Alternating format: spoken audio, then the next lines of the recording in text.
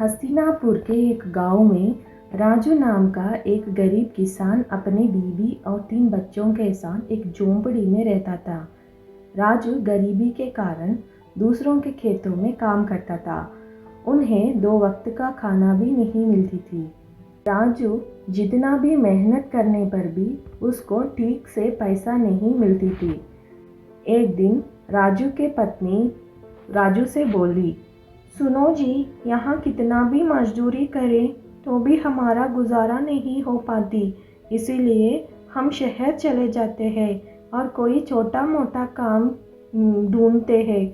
कम से कम अपने बच्चों को खाना खिला सकते हैं ना। तुम तो बिल्कुल ठीक बोल रही है। कल सुबह ही मैं पहले शहर जाके कोई काम ढूंढूंगा और फिर आके तुम सबको ले जाऊंगा। अगले दिन राजू शहर के लिए निकलता था। उसके रास्ते में एक बूढ़ा आदमी नीचे पड़ा रहा था। उसके पास ही एक मिट्टी का घड़ा था। उस घड़े से कीड़े निकल रहे थे। दादा बोला, बेटा एक बार इधर आओ ना। राजू उस बूढ़े आदमी के पास जाकर, बोलिए दादाजी।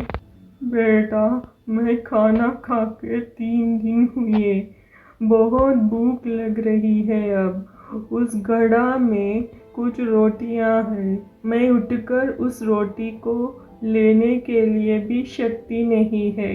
मुझ पर दया करो बेटा, रोटी निकाल कर दे दो। दादाजी, देखने में वो रोटी खराब हो गई है, उसमें से कीड़े निकल रही है।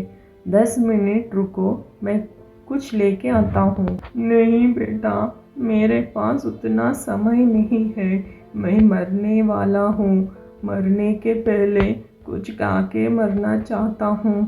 तुम वो रोटी दे दो बेटा। ठीक है दादा, बोल के उस मिट्टी के घड़े से वो एक रोटी निकाल के देता है। वो रोटी निकालते वक्त कुछ कीड़े राजू के हाथ पर आ जाते हैं। बूढ़ा आदमी उस बासी रोटी खा के, बेटा उस घड़े में और कुछ है क्या, देखो ना। ठीक है दादाजी, बोल के फिर से उस घड़े में हाथ डालता है।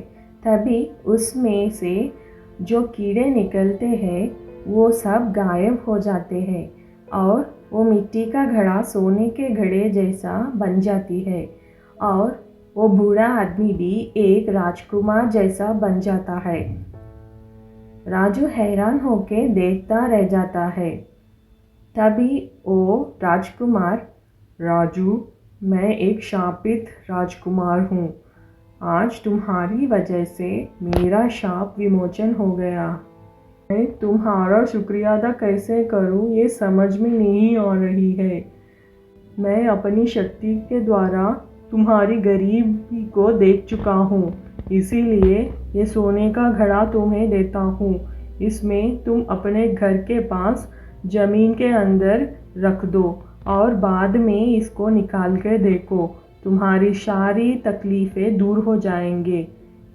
ऐसा बोलकर वो राजकुमार उसे आशीर्वाद देके वहाँ से गायब हो जाता है। राजू वो घड़ा को लेके घर वापस आ गया था। उसकी पत्नी राजू से पूछती है, आप शहर नहीं गए थे क्या? तब राजू सब कुछ बता देता है। उस रात राजू उस सोने के घड़े को उसके घर के पीछे गाड़ देता है और फिर उसको बाहर लेके उसे देखता तो वो हैरान हो जाता है। उस खाली सोने की घड़ा पूरा सोने के सिक्कों से भरा हुआ था।